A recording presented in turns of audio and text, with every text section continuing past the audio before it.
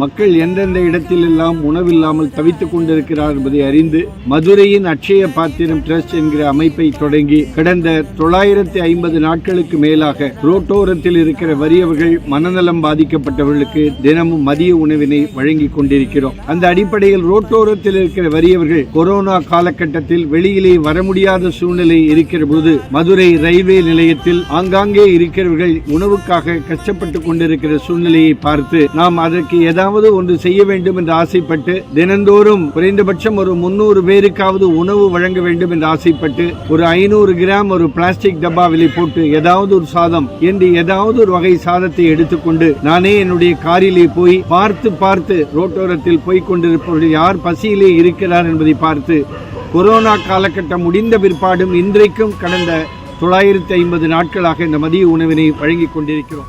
மதுரையில சாலையோரமா சாப்பாடு கிடைக்காம கஷ்டப்பட்டுட்டு வரக்கூடிய முதியோர்கள், மாற்றுத்திறனாளிகள்னு பல பேருக்கு தினந்தோறும் உணவளிச்சிட்டு வராரு சமூக சேவகர் ஒருத்தர். கொரோனா காலகட்டத்தில் ஆரம்பிச்சு இப்போ வரைக்கும் கிட்டத்தட்ட 1000வது நாளை நெருங்கி இருக்கு இவருடைய சமூக சேவை.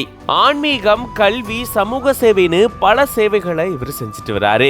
யார் இவரு? வாங்க விரிவா இந்த வீடியோல பார்க்கலாம். மதுரை அரசு ராஜாஜி பொது மருத்துவமனையில் பொதுவான உள்ளே நுழைகிற பொழுது 1000க்கும் மேற்பட்ட டப்பாக்கள் வேண்டும். ஆனால் அரசு ராஜாஜி பொது மருத்துவமனையில் இறந்து விட்டார்கள் என்று அந்த போர்ட்டிகோவிலே நூற்றுக்கணக்கான மக்கள் அழுது கொண்டிருப்பதையும் பார்த்து அங்கே சாப்பிடுவதற்கு கூட வெளியிலே செல்வதற்கு மனமில்லாமல் உட்கார்ந்து கொண்டிருக்கிற தினந்தோறும் ஒரு 100-125 பேருக்கு அந்த உணவினை வழங்கி கொண்டிருக்கிறோம். மதுரையில ஒரு கார் வந்து நின்ன உடனே சாலையோரமா இருக்கக்கூடிய சிலர் வேகமா அந்த கார் கிட்ட போயிட்டு அவங்க கொடுக்கக்கூடிய உணவு பொட்டலங்களை வாங்கிட்டு மகிழ்ச்சியோட நன்றியை தெரிவிச்சிட்டு வராங்க.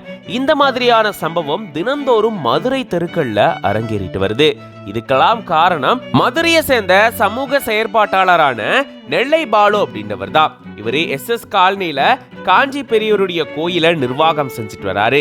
அங்கேயே தினந்தோறும் தக்காளி சாதம், புளி சாதம்னு விதவிதமான உணவுகளை சமைச்சு அதை பொட்டலங்களா எடுத்துட்டு வந்து மதுரையில சாலையோரமா கஷ்டப்பட்டுட்டு வரக்கூடிய ஆதரவற்றோர், முதியோருக்கு எல்லாமே வழங்கிட்டு வராரு. கொரோனா காலகட்டத்துல இந்த சேவையை இவர் தொடங்கின நிலையில இப்போ 1000வது நாளை நெருங்கிட்டு இருக்கு இவருடைய இந்த சேவை.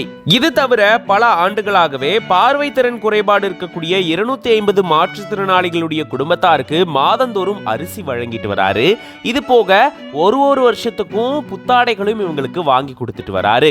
இது மட்டும் இல்லாம கல்விக்காக மாணவர்களுக்கு நிறைய உதவிகளையும் செஞ்சுட்டு வராராம். ஒரு பக்கம் ஆன்மீக சேவை, இன்னொரு பக்கம் கல்வி சேவை, இன்னொரு பக்கம் சமூக சேவைன்னு இப்படி மக்களுக்கு தேவையான சேவைகளை இவர் பல ஆண்டுகளா செஞ்சுட்டு வராரு. இவருடைய இந்த சமூக சேவைக்கு பொதுமக்கள் பாராட்டுகளையும் வாழ்த்துக்களையும் தெரிவிச்சிட்டு வராங்க. இது பத்தின உங்களோட கருத்துக்களை கமெண்ட்ஸ்ல சொல்லுங்க. மனிதர்கள் மட்டுமல்ல, ரோட்டில் இருக்கிற நாய் கூட சில நேரம் பசியால் தவித்துக் கொண்டிருக்கும். உங்கள் வீட்டு வாசலிலே வெளியிலே மாடத்திலே குருவிகளுக்கு, காக்கைகளுக்கு தண்ணீர் கூட கொடுங்கள். அது கூட ஒரு மிகப்பெரிய உதவியாகத்தான் இருக்கும். தயவு செய்து நீங்கள் இதை பார்க்கிற யாராக இருந்தாலும் உங்களால் முடிந்த உதவியினை ஏதேனும் நீங்கள் செய்தேயானால் அதுதான் நீங்கள் உண்மையிலே ஒரு மிகப்பெரிய புண்ணியமானவாக கருதப்படும். அதிலே மதுரையின் அட்சய பாத்திரம் டிரஸ்ட் இன்னைக்கு ரொம்ப சிரமப்பட்டு ஒரு நாளைக்கு 300 பேருக்கு உணவு கொடுப்பதற்கு 40 ரூபாய் வீதம் 12,000 ரூபாய் ஆகிறது. ஒரு நாளைக்கு 12,000 ரூபாய் ஆகிறது. அப்படியும் கொடுக்கலாம். அப்படி இல்லை என்றால் ஒரு டப்பா உணவு டப்பாவோடு சேர்ந்து 40 ரூபாய் ஆகிறது. ஒரு நாளைக்கு ஒருவருக்கு 40 வீதம் 30 நாளைக்கு 1200 ரூபாய் ஆகிறது. நீங்கள் 12,000 ரூபாய் தான் கொடுக்க வேண்டும் என்பதல்ல. ஒரு நாளைக்கு ஒருவருக்குரிய பணியை, பசிப்பிணியை போக்குகிற புனித பணியை மேற்கொண்டால் 40 என்பது ஒரு மாதத்திற்கு 1200 ரூபாய் ஆகிறது. ஒருவருக்குரிய உணவிற்கான தொகையான 40 ரூபாயை கொடுத்தால் அது கண்டிப்பாக உங்களுக்கும் ஒரு மன திருப்தி வரும், உங்களுக்கும் ஒரு மிகப்பெரிய புண்ணியம் வரும்.